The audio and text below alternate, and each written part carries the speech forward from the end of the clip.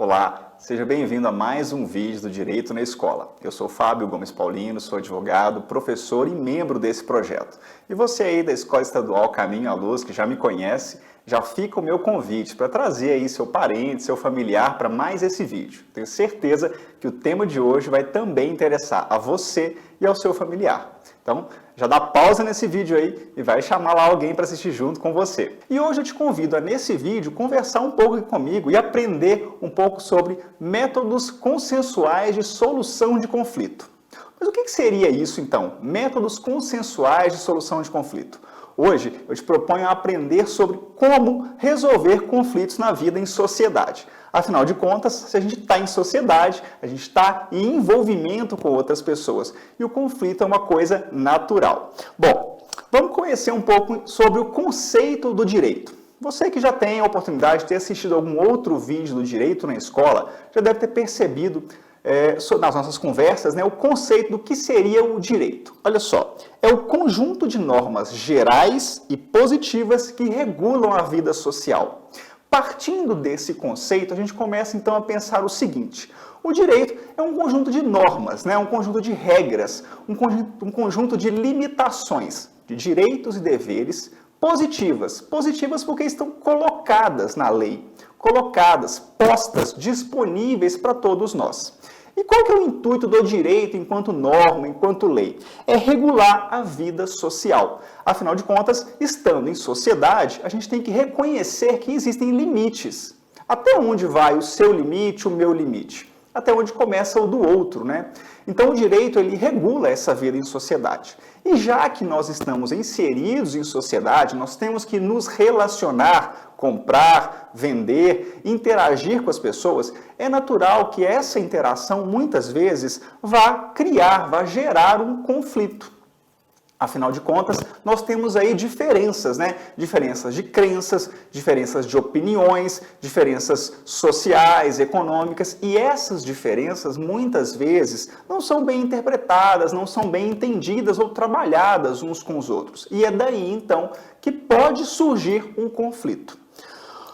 O que seria, então, um conflito? Nesse desenho, eu te proponho refletir sobre essa ideia do que seria o conflito, visto por essas duas pessoas. Eu estou certo, eu aqui estou certo. Nós temos aqui duas diferenças de opiniões, por exemplo. Uma pessoa entende que a opinião dela está certa e a da outra também. Isso não tem problema nenhum. Na verdade, quando a gente vive em sociedade, a gente tem o direito, inclusive, a liberdade de manifestar as nossas opiniões. Mas é aí que pode surgir, por exemplo, um conflito. Quando eu tenho um pensamento e outra pessoa tem um outro pensamento, o conflito pode nascer no momento em que um não respeita o do outro, um não está disponível ou disposto a ouvir o que aquela pessoa tem a dizer ou a interpretar ou a respeitar o pensamento dela. E aí essa posição contrária, onde um vira as costas para o outro, é que faz nascer, é que faz desenvolver um conflito. Óbvio que aqui eu estou pegando como exemplo um conflito de opinião, um conflito de ideias. Mas a gente pode ter também conflitos mais práticos. O conflito, por exemplo, de querer um bem material. O conflito de querer algo e não dividir. Aqui nesse exemplo, onde eu tenho duas pessoas puxando uma corda, a ideia é que cada uma delas quer a corda inteira só para si. Não tem aqui nesse desenho, nessa proposta, uma ideia de divisão. Uma ideia de consenso. A ideia que esse desenho me passa é que cada uma quer a corda inteira para si. Então, olha que também há a possibilidade de se identificar um conflito nesse desenho. E como, então, resolver isso? Como propor para essas duas pessoas, no caso essa, que tem uma opinião diferente da outra, e dessa que quer integralmente a corda para si, como propor uma resolução de conflito? A ideia aqui, em relação à diferença de opinião, seria o quê? De fato, que elas estivessem de frente e que uma pudesse falar e a outra escutar e que as opiniões pudessem ser colocadas num diálogo? Ou aqui, na possibilidade, então, de dividir a corda, ou de alguém ficar com a corda integralmente e a outra pessoa, por exemplo, indenizar? É uma possibilidade, se a gente pensa em resolução de conflito. Mas aí fica o convite agora para avançar nesse estudo. Como Como então resolver os conflitos? Onde a gente vai resolver o conflito na atualidade?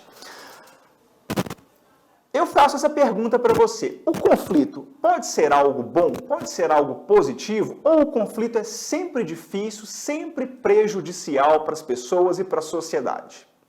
Na história, a gente vem conhecendo e vem percebendo que os conflitos acabam gerando situações um pouco catastróficas, né? Às vezes por um conflito de ideias, por um conflito de religiões, por um conflito de posses, de territórios.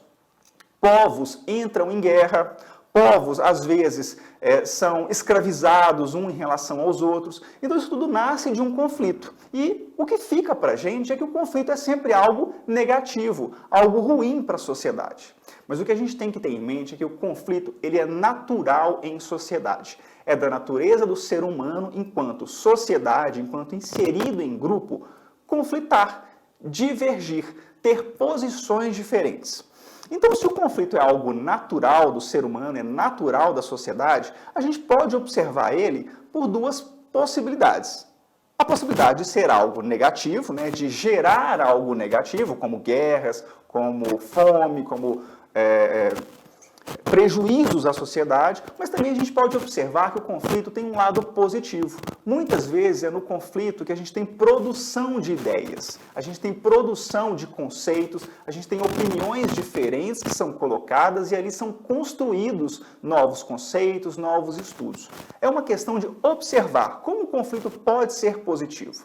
E essa ideia de observar o conflito positivo, ela pode ser experimentada em qualquer local. A gente tem conflitos políticos, por exemplo, onde eu tenho países ou culturas que estão em um momento de divergência e podem ali evoluir. E eu posso ter um conflito familiar. Na sua casa, por exemplo, na sua escola, pode ter um conflito e desse conflito sair algo positivo. Sair um consenso, sair uma conversa, um acordo, e isso gera um novo comportamento na escola, um novo comportamento em casa. Óbvio que para a gente chegar nesse final feliz do conflito, a gente tem que passar por alguns procedimentos. E o intuito desse vídeo hoje é te mostrar que nem sempre o conflito ele tem que ser resolvido na briga, na discussão, ou o conflito tem que ser resolvido no judiciário, o juiz é que tem que solucionar o conflito. O tema de hoje é para te mostrar que todo conflito ele pode ter outros meios de ser resolvido, e um deles vai passar pelo diálogo. Mas então, vamos continuar nessa ideia das formas de resolução do conflito. Vamos voltar um pouco na história, e essa imagem aqui, ela fala muito por si só. Olha só, eu tenho duas mãos sujas de sangue. E fica aquela ideia, será que para resolver um conflito eu tenho que fazer com as próprias mãos? Para resolver um conflito com uma outra pessoa ou com um outro grupo de pessoas, eu tenho que, de fato, resolver com as próprias mãos, na chamada autotutela ou autoproteção? A mão está aí com a balança, que é o símbolo da justiça, o símbolo do direito, o símbolo do equilíbrio. Será que, de fato, para reequilibrar o que aconteceu, dado o conflito, de fato eu tenho que fazer com as próprias mãos e, com isso, muitas vezes, sujar a mão de sangue? O passado nos conta que já foi assim.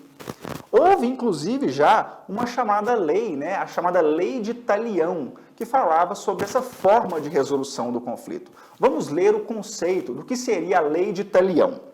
A chamada Lei de Talião, ou taliones, que em latim significa tal e qual. Taliones, tal e qual.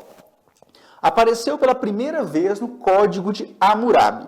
Ela pregava o princípio do olho por olho, dente por dente. Ou seja, ao infrator aplicava-se um castigo proporcional ao dano causado.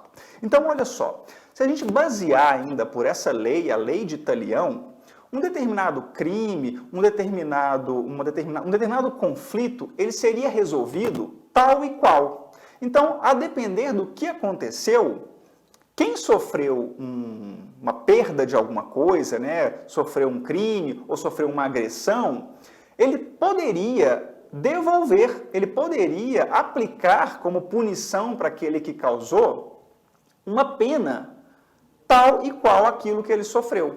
Então, a depender do que aconteceu com você, né, no passado, muito no passado, se você teve aí um dano, né, alguém bateu no seu carro ou roubou algum bem seu lá naquele passado muito antigo, você teria o direito de ir lá e fazer a mesma coisa com a outra pessoa. E aí a gente tem essa ideia, né, de resolver o conflito com as próprias mãos. Por isso que nessa proposição do desenho, né, as mãos estão sujas de sangue. Porque quem é que fez a justiça? Cada um ia fazendo a sua própria justiça, né? No olho por olho, dente por dente, ou seja, de igual para igual. Óbvio que a sociedade ela vai avançando. E a gente já viu em outros vídeos, até mesmo se você teve a oportunidade de conhecer outros vídeos do direito na escola, a gente sempre apresenta que o direito ele é uma evolução correspondente à sociedade. Na medida que a sociedade avança, que o comportamento social vai avançando e crescendo, o direito também vai acompanhando. E hoje, em 2021, será que a gente poderia e conseguiria aplicar a lei de Talião? Se a gente aplicasse a lei de Talião para todos os conflitos, a gente perderia o controle da sociedade. E a lei, como a gente viu no início dessa aula, a lei está aqui para quê? Para dar limites, para dar contornos à sociedade, aos comportamentos sociais. E aí eu começo a ter as leis, como, por exemplo, o Código Penal, que vai limitar em relação aos crimes, às agressões. Eu tenho o Código Civil, que vai limitar em relação às obrigações, os direitos do cidadão com as coisas, né? Como, por exemplo, a compra e venda, a multa pelo descumprimento nos pagamentos, isso tudo vai estar no Código Civil. No Código Penal, a gente tem outras previsões. Então, se a gente ficasse ainda com a lei de Talião hoje em dia, nós perderíamos o controle. Então, o que a lei traz hoje? Ela traz esses limites para a gente poder resolver os nossos conflitos. Com a evolução da sociedade, quem é então que surge como a pessoa adequada para julgar os conflitos, para indicar quem está certo e quem está errado? Se no passado cada um podia fazer isso, né, cada um podia ir lá e resolver o seu conflito com as próprias mãos, com o passar do tempo, com o avanço da sociedade, a gente tem a estruturação, ou seja, a divisão dos poderes da sociedade. E aí eu tenho 3 poderes, né? O judiciário, o executivo e o legislativo. Você já deve ter aprendido aí em algum outro vídeo nosso, ou até pelo seu próprio estudo, essa diferenciação dos poderes. O que seria o poder executivo? É aquele que executa, que cumpre os projetos sociais das leis. E o que seria o legislativo? O legislativo é aquele poder que faz as leis, que analisa a sociedade e vai alterando, vai construindo as leis. E o judiciário? O judiciário é aquele poder que aplica a lei. Então, chega um conflito para o judiciário vai analisar aquele conflito, saber um pouquinho daquela história e vai enquadrar, né, vai comparar aquela história com a lei para saber, de fato, quem está com o direito, quem está certo, quem está errado e qual é a punição caso exista nesse conflito. Óbvio que esses poderes, né, o executivo, o legislativo e o judiciário, existem pessoas que representam esses poderes. No judiciário, a pessoa que representa esse poder é o juiz. Então, o conflito hoje ele não é resolvido com as próprias mãos. O que você tem que fazer diante de um conflito? Levar esse conflito para o judiciário. É literalmente, imagina que é bater na porta do judiciário e levar esse conflito para o juiz analisar e dizer quem está certo, quem está errado. Qualquer que seja o seu conflito, você pode levar ao judiciário para ele te dar essa resposta. Seja um conflito de família, seja um conflito civil, um conflito penal, ou seja, né, uma agressão, um divórcio, um bem que foi danificado por outra pessoa. Então, 3 exemplos, né, de conflitos que você pode levar ao judiciário.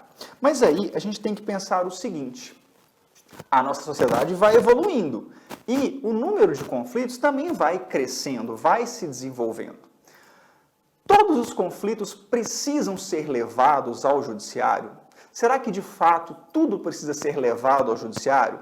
Será que alguns conflitos eu não conseguiria resolver, não daquele jeito antigo, né? Do olho por olho, dente por dente, mas num novo formato, num formato da conversa, do acordo, do consenso? Surge uma ideia de comparar os conflitos com as portas. A ideia é que cada conflito deve bater na porta daquele formato adequado para solucionar aquele conflito.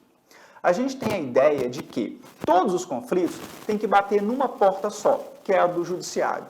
Só que hoje em dia, além do judiciário estar muito cheio de processos, né, muitos conflitos estão aguardando para serem resolvidos, o próprio judiciário, através da lei, então há uma junção, né, do legislativo que faz a lei e do judiciário que aplica a lei e do executivo, né, que implementa, que coloca isso na prática para acontecer. Há uma nova ideia surgindo já há alguns anos e bem desenvolvida, que é dos métodos consensuais de resolução de conflito. Significa, olhando essa figura, né, que eu tenho várias portas, a ideia é o sistema multiportas, ou seja, para cada tipo de conflito, eu teria uma porta diferente para levar esse conflito para resolver. Então, a depender da natureza do seu conflito, o judiciário pode não ser a porta mais adequada, porque ele pode demorar, ele pode ter um custo mais elevado. A depender do seu conflito, a mediação ou a conciliação ou a arbitragem pode ser um caminho, uma porta mais adequada.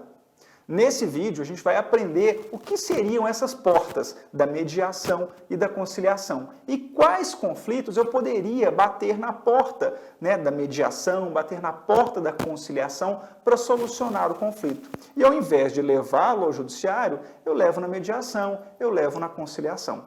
Por isso que a proposta hoje é você conhecer que não só o judiciário é a única porta para resolver um conflito. Bom, o que seria então a mediação e a conciliação? Eu já te dei a dica que são métodos, né, são formas, são portas possíveis para que você solucione um conflito. E o interessante é que quem é que vai solucionar esse conflito? A diferença de um conflito levado ao judiciário, você já conheceu que a pessoa que representa o judiciário é o juiz. Então, é o juiz que vai ler a lei, ler o seu caso e te dar uma resposta. Quem está certo, quem está errado, o que tem que fazer, o que não tem que fazer. Nesses métodos consensuais de resolução de conflito, eu não tenho a figura do juiz. Quem é então que dá essa resposta? Quem é então que diz quem está certo, quem está errado? O interessante da mediação e da conciliação é que quem produz a resposta, quem está certo, quem está errado, né, quem tem que fazer ou não fazer, são as próprias partes. Aquelas pessoas que estão envolvidas num conflito é que são convidadas a conversarem, a desenvolverem ali um diálogo e produzirem o acordo.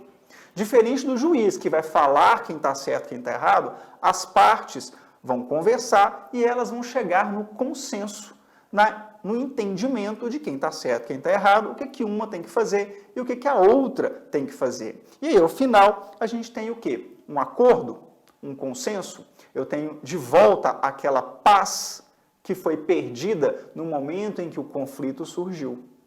Vamos conhecer, então, o que seria a conciliação. Olha o nosso conceito, olha um dos conceitos de conciliação, porque, na verdade, essa palavra em si, ela pode ter vários conceitos, várias pessoas estudam esse método da conciliação. Vamos ler juntos o conceito de conciliação.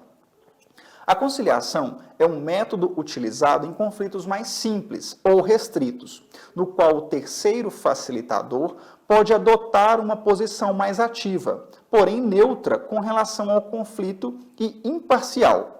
É um processo consensual breve, que busca uma efetiva harmonização social e a reestruturação, dentro dos limites possíveis da relação social das partes. Trocando em miúdos, a conciliação é esse método, então, de estimular as partes que estão num conflito de resolverem de forma consensual aquele problema que surgiu. Você percebeu que tem um terceiro imparcial. Assim como no judiciário, o terceiro é o juiz, na conciliação, esse terceiro é o conciliador. Só que o conciliador, ele não vai falar quem está certo, quem está errado, como o juiz. O conciliador, ele vai ajudar as pessoas, em conjunto com elas, a produzirem um acordo. Por isso que nesse desenho, tem a figura de uma pessoa pegando uma mão, segurando na outra, para conduzir ao quê? Ao acordo. O conciliador vai estimular.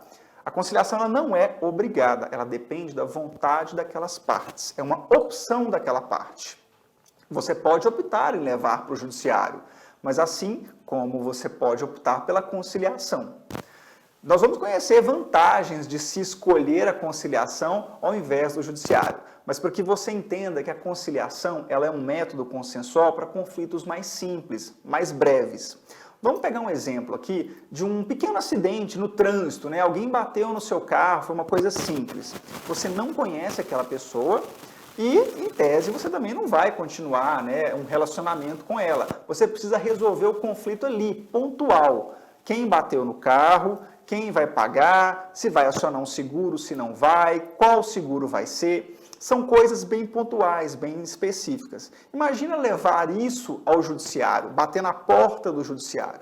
Será que não seria melhor, numa conciliação, através da ajuda de um conciliador, vocês conversarem e chegar a um consenso e produzir um acordo mais rápido e mais barato, com menos desgastes? É essa a proposta da conciliação. A resolução de um conflito breve, com a ajuda de uma pessoa, um terceiro, que é imparcial, ou seja, ele não vai nem influenciar para um lado, nem influenciar para o outro. O conciliador tem que ser imparcial. A proposta é que ele ajude as duas partes a chegarem no consenso, sem fazer predisposição, sem escolher um dos lados para poder ajudar mais ou menos. E o que seria, então, a mediação? Vamos para o conceito do que seria mediação, ler e aprender sobre mediação. A mediação é uma forma de solução de conflitos na qual uma terceira pessoa, então, da mesma maneira que o judiciário e que a conciliação, na mediação há uma terceira pessoa ajudando aquelas partes. É uma terceira pessoa neutra e imparcial que facilita o diálogo entre as partes, para que elas construam com autonomia e solidariedade a melhor solução para o conflito. Em regra, é utilizada em conflitos multidimensionais ou complexos. A mediação é um procedimento estruturado. Não tem um prazo definido e pode terminar ou não em acordo, pois as partes têm autonomia para buscar soluções que compatibilizem seus interesses e necessidades. Então, a gente já consegue perceber algumas diferenças entre mediação e conciliação. A gente já percebeu que elas são parecidas porque são métodos de resolução consensual do conflito. São duas possibilidades onde eu tenho a figura de um terceiro, né, que vai ajudar essas partes, é um terceiro imparcial. Agora, a diferença é que a conciliação é para conflitos menores, pontuais. Já a mediação ela é mais adequada para conflitos mais complexos, conflitos maiores. E olha só naquele pensamento que eu te falei sobre a teoria multiportas. Conciliação é a porta de conflitos pontuais, menores, mais rápidos. Já a mediação são conflitos um pouquinho mais complexos, conflitos um pouco maiores. Por exemplo, um conflito familiar. Imagina que eu tenho uma situação de uma família que está passando por um divórcio. E esse divórcio vai importar, óbvio, na separação daquele casal. Eu vou ter aí a separação de casas, né? Vão ter duas casas agora, cada um vai estar em uma casa. E se houver uma criança, como é que vai ficar a guarda dessa criança? Ela vai morar com quem? Quem vai ajudar a cuidar, né, financeiramente de quem? Posso ter ali também nesse divórcio a partilha dos bens, quem vai ficar com a casa, quem vai ficar com o carro, quem vai cuidar do cachorro. Então perceba que é um conflito maior, é um conflito mais complexo. Eu tenho várias coisas para resolver, né? Vários pontos para negociar, para acordar. E é por isso que a mediação ela não pode ser tratada tão rápida e tão objetiva quanto a conciliação. Ela demanda um gasto de tempo maior, né? Um avanço. E aqui, nesse conceito de mediação, fala-se muito do estímulo ao diálogo, à conversa. Nós vimos naquele primeiro desenho, né, que eu tenho duas pessoas, uma de costa para a outra, né? A falta desse diálogo, ela muitas vezes é o que mais influencia o conflito. Então, num conflito familiar, o diálogo é imprescindível, é muito importante. Se no judiciário, a pessoa que representa, né, o judiciário é o juiz, e na mediação e na conciliação, quem é esse terceiro? Como é que ele chama? Na conciliação, ele vai chamar conciliador. E na mediação, ele vai chamar mediador. São pessoas, óbvio, que estudaram para isso, né? Para você ser conciliador, para você ser mediador, o ideal é que você, assim como o juiz, né, estudou, fez um concurso, na mediação e na conciliação você tem que estudar a mediação, estudar as técnicas de mediação, as formas de conduzir essas pessoas para que elas possam, ao final, fazer um acordo ou não, mas que pelo menos elas tenham condição de passar pelo diálogo. Então requer um estudo, requer uma prática.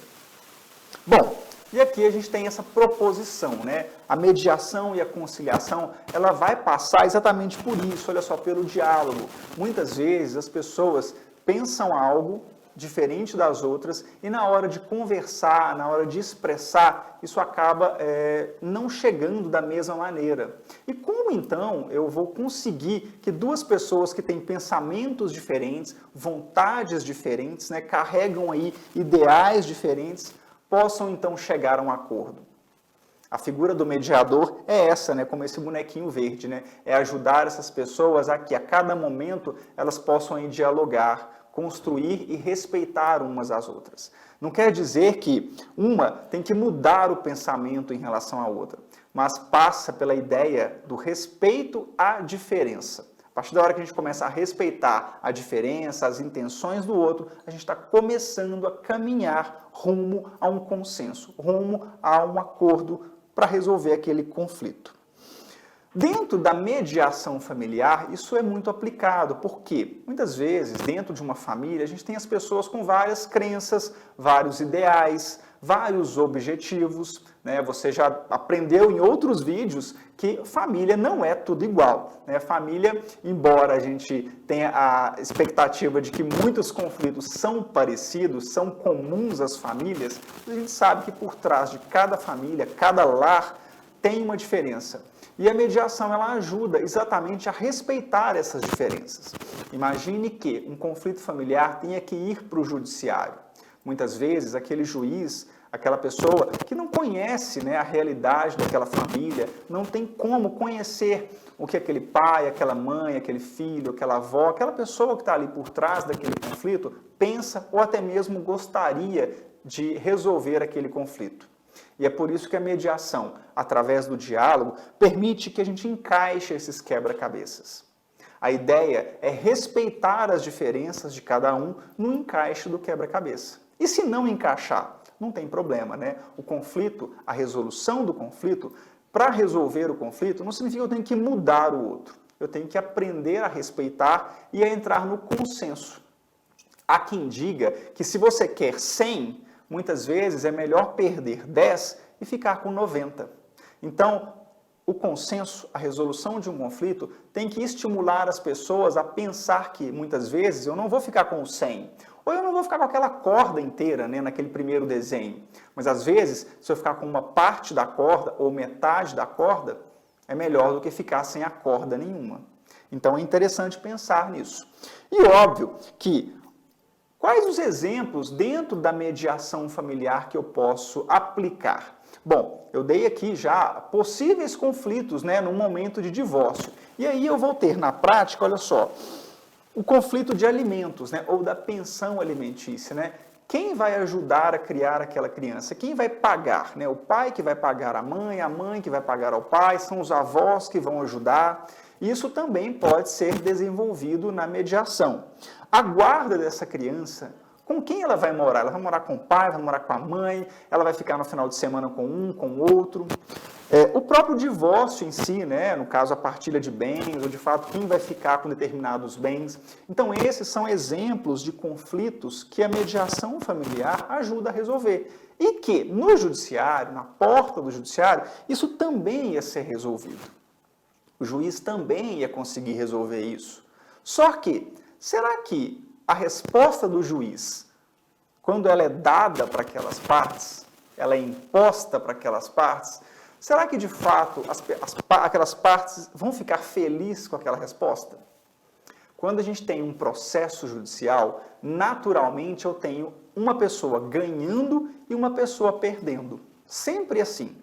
Agora, na mediação ou na conciliação, eu posso ter a ideia das duas pessoas ganhando. Porque as duas pessoas, olha só, as duas pessoas, ou as mais de duas, se eu tenho um conflito que envolve mais pessoas, o interessante é perceber que todas as pessoas que participaram da mediação, da conciliação, elas contribuíram naquele consenso, elas contribuíram com aquele acordo. Então, a chance de que, ao final, aquelas pessoas estejam mais satisfeitas com o resultado é muito maior.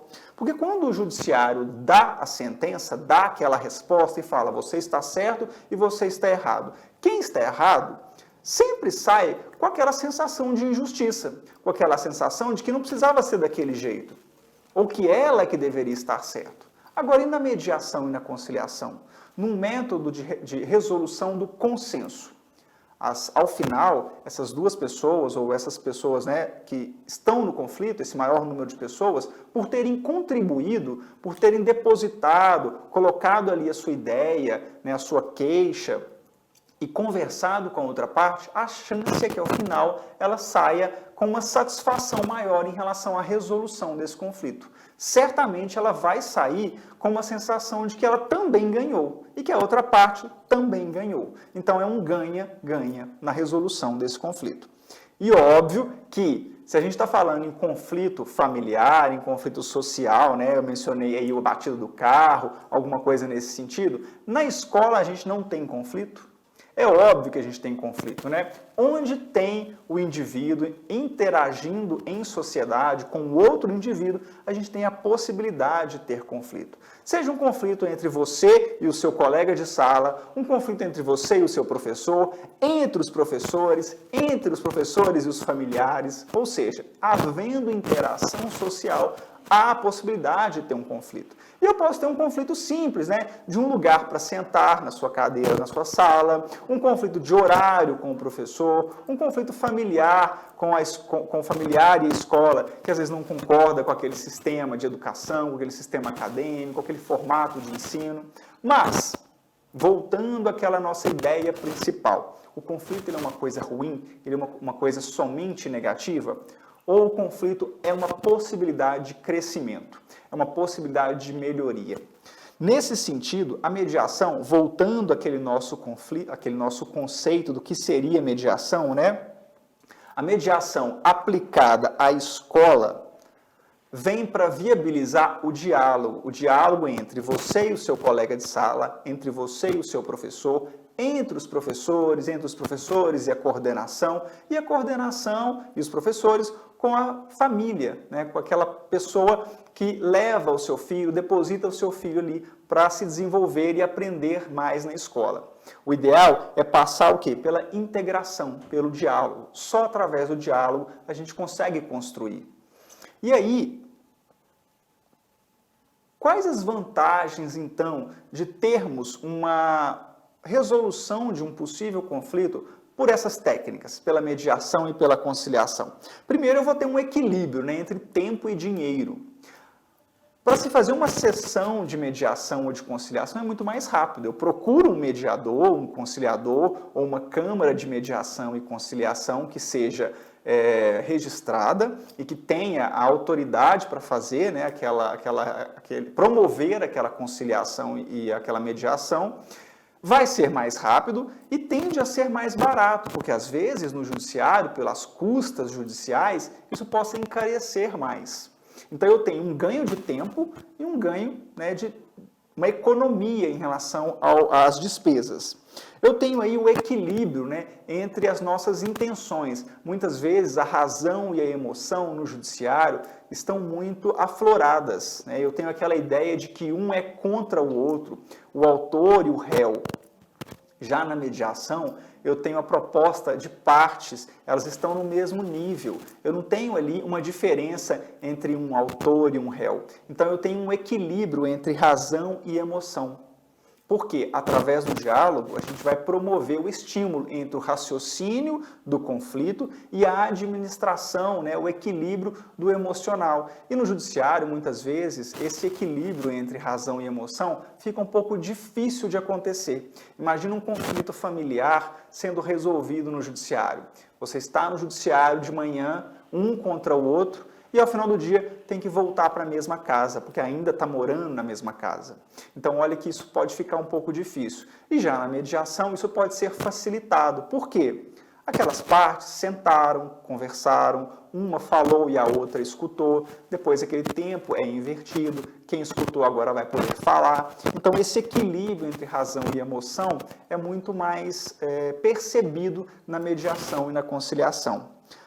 Ao final, a sensação de paz, a sensação de ter contribuído para a resolução é muito maior. É aquela ideia, né, do ganhador e do perdedor. Na mediação e na conciliação, ao final, a sensação de que todos ganharam é muito maior. São chances muito maiores de sucesso. Da mesma maneira, as relações sociais futuras, elas ficam mais estabilizadas. Às vezes, aquela família, de fato, se separou, né? O pai e a mãe se separaram, aquele casal, não tem volta àquele casamento. Mas aquela relação que vai seguir dali em diante, ela vai ser de uma outra maneira. Porque, afinal de contas, existe ali uma criança, né, se esse casal tem filhos, ou existem bens que ainda vão ser administrados, né, pelo casal que está separado. Mas como é que vai ficar essa relação? Eles vão ficar brigados para sempre? A mediação, ela ajuda que essa interação social continue a se dar, pelo menos na forma do respeito. É o mínimo, né? E muitas vezes no judiciário, se o conflito terminou com um ganhador e um perdedor, essa sensação de que eu perdi para outra pessoa, ou eu ganhei da outra pessoa, ela vai continuar. Então essa sensação de que eu sou o perdedor vai acompanhar essa relação.